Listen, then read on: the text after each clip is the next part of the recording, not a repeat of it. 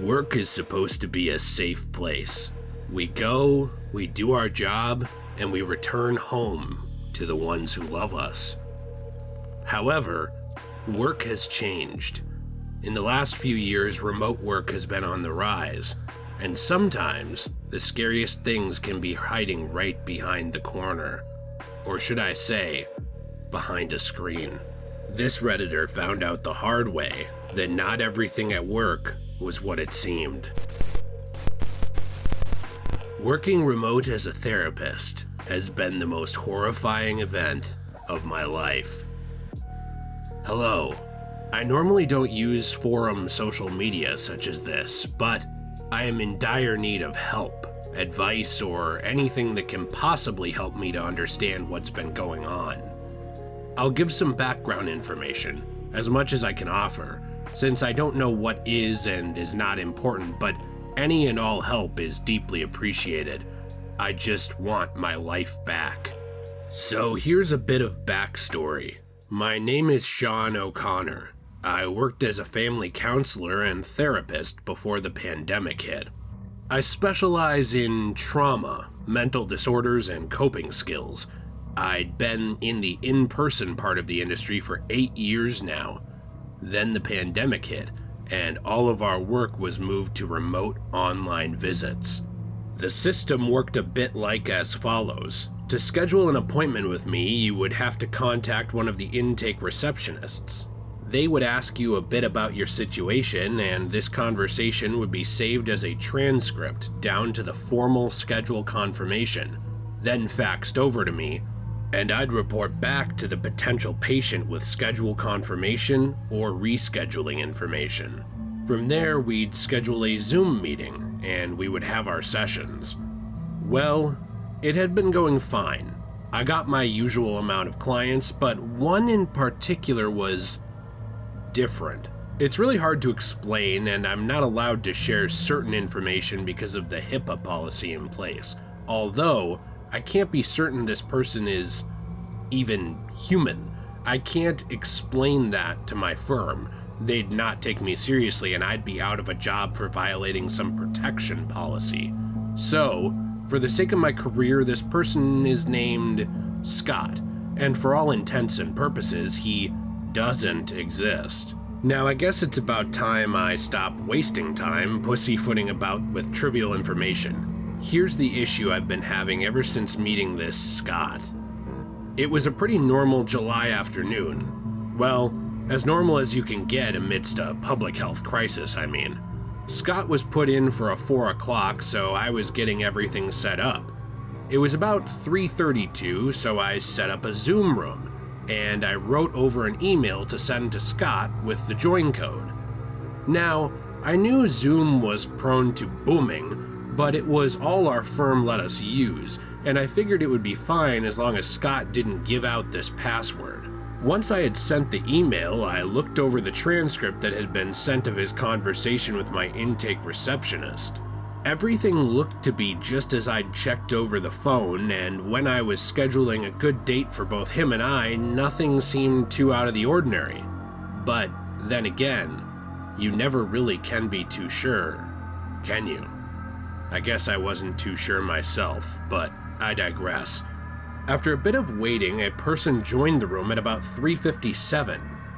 They had their camera and mic off. I did as well since it wasn't quite 4 o'clock, and just like every other rule I'm forced to follow, my firm insists we do not start the session until the scheduled time exactly, no matter how long or little time it is until it is to formally start.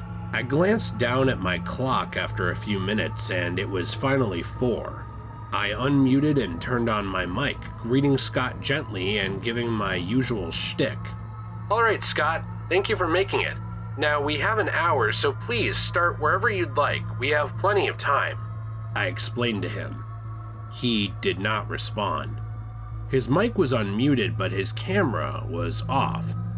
Well, I couldn't make him turn it on, but I was a bit taken aback that he didn't respond, seeming as he was so antsy over the phone during the scheduling portion to talk with me.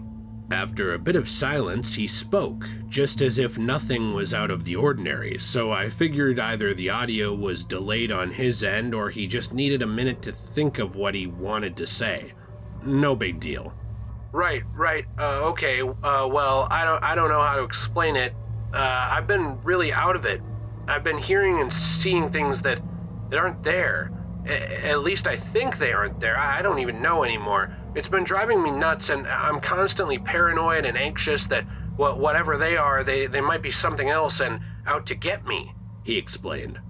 I wrote it all down. Seemed to me like a case of schizophrenia, but I wasn't going to say anything until our time was up, not wanting to worry him. I have had very bad experiences in the past with giving people potential mental health concerns amidst them ranting. I see. That must be really scary for you, I said, sympathizing with him. It is, he responded. I continued, Can you tell me a bit more about the things you hear and see? What do they look like? Do they tell you bad things, such as to harm yourself or maybe the people around you? He went silent again. I can only assume it was to think. Like before, he spoke again after a moment of silence. Sometimes they tell me I need to hurt myself for them to leave me alone. They like to taunt me, telling me one day hurting myself won't be good enough anymore, and that I'll have to hurt people, like my close friends and family, but they look strange. They don't look like people. Well, I mean, no, they look humanoid, but they look inhuman, void people, I call them, he explained, and I wrote that down too. It seemed like depression manifesting itself into schizo. Have you hurt yourself so they'll leave you alone? I asked. Yes, not at first though, he said. I asked him to elaborate on that, and he did. I used to tell them no, I didn't want to hurt myself, but they'd threaten the people close to me. They hurt my mother, and she's not lived in the same town as me for years now, so I begged them to stop. I told them I'd do it. I continued taking notes, curiosity getting the best of me as I did so. They hurt his mother, huh? For some hallucinations. They seemed like they had major psychological effects. How do you know they hurt your mother? Did she show you? I asked. He seemed upset at the question. We haven't lived in the same town in years, he repeated. They told me. They mocked her voice, demonstrated what happened. It was awful. I nodded, writing that down and waiting on him to continue. He went silent again, though. He was probably thinking, so I decided I would chime in. I'm very sorry to hear that, Scott. I can only imagine how scary that must be for you. Why don't we take a breather for a minute and try to discuss what's going on? I recommended. I got no response. All I heard was a quiet tapping as his name would light up occasionally, in no particular pattern. I continued, as stupid as it was for me to do so. I think what's happening to you is a case of anxiety and depression manifesting itself into delusions and paranoia. It's a possibility that, from what you're telling me, you might have two illnesses portraying themselves as schizophrenia. I'll have to report what you said to a psychiatrist, that way they can evaluate your situation themselves. No response. So, like I should have done a while ago, I piped up. Scott? Are you there? I asked. The tapping continued, only this time it grew louder. Scott? I'll have to end the call if you don't give me some form of verification that you're there. I warned. Nothing but tapping. After a few minutes, the tapping grew unbearable, so I decided to do what I wish I would have done much longer ago. Alright, I suppose we'll have to end our session early. I'll give you a follow-up email to check on you and see how you're doing and potentially schedule a later date, I said. I waited a moment just in case he wanted to speak, but I got nothing more than tapping. So, I hung up the call. And that was that. I sent Scott a follow-up email, but for days I haven't heard a thing from him. I have no idea what happened over that call, but things have started getting weird for me as well. Let me explain. Ever since that call with Scott, things have been getting stranger and more dangerous, in my life I mean. Maybe it's bad luck. That's what I always chalked it up to. Every time. It started small. I'd lose my keys here and there, and sometimes my wallet, but then it got worse. I'd always stub my toe on something or the other in and out of any room, it seemed. Then it came to the point where if I wasn't careful, I'd cut my foot on broken glass in the kitchen in the middle of the night. I thought it would stop there, but it only grew worse. My wife and our son began to start experiencing things too. Our son Liam would come to our room every night, sobbing that there was a monster in his toy closet. We'd let him sleep with us, but in the morning, we would discover bruises on him, varying in size, shape, and severity. Then my wife Annie, she would walk out of the shower with marks that looked like they could be cat scratches. We don't have any pets, and it got worse. She woke up extremely sick last week, and she's been in the intensive care at the local emergency room ever since. Liam and I visit her every chance we get. He always asks me, "Daddy, when will Mommy be home?" And I never know what to tell him. I don't know when Mommy will be home. Then, my luck continued to get worse, but I don't think it's just bad luck anymore. I've started seeing things I can't explain. Shadowy, inexplicable figures standing in various places in my house. Sometimes in broad daylight, standing in the middle of the sitting room. Other times I'd see them crouched in a hunched position, their backs towards me at the end of the hallway. Every night. No matter when or where I see them, they are always impossibly void-like, and they seem to beckon to me every time I see them. Even when I don't see them, they whisper awful things to me, tell me to commit atrocities I can't even begin to mention without feeling horridly sick to my stomach. They tell me to hurt myself in grotesque ways, threatening the safety of my family if I don't. They play mind games with me, toying with my emotions, telling me horrible things they've done to my wife and son. And worst of all, there's the constant clicking, almost tapping noise in the back of my head. It's always faint and only really noticeable in the middle of the night when it's dead quiet. Today, it's started to get louder. Liam hasn't even been speaking recently, and the nurses won't allow me to see Annie due to her condition. I think it's because I never listened to them when they warned me what would happen if I didn't do horrible things to myself or to my family, but I could never bring myself to do such things, the things they ask, the things they demand. Now I know what Scott meant.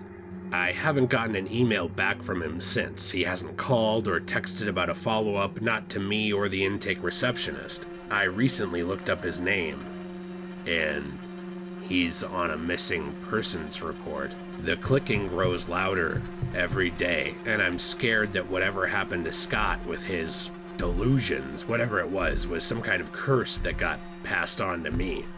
Liam has fallen ill as of last night, and it's showing all of the same symptoms that my wife exhibited when she got sick. The hospital hasn't called me about anything happening to her, but I still can't see her because of her condition, so I can only hope she's okay. I'm just scared that I'll lose my wife, and my son as well if I don't do something. Every day the clicking gets louder and there's no explanation for it. It's just like what I heard on the phone with Scott. As I'm writing this now, I can hear it reverberating in the back of my head. I can see shadows darting around or sitting idle in the corners of my eyes. I don't dare to look at them. I need help. Does anyone know what's going on? Is there anything I can do?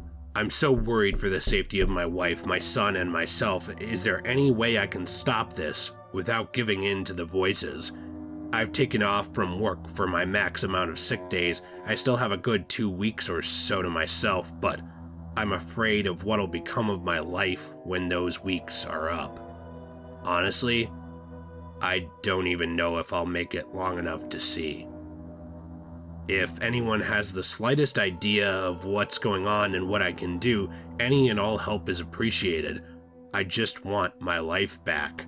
I want my wife and my wonderful little boy back, but I'm not sure I can get any of that without help.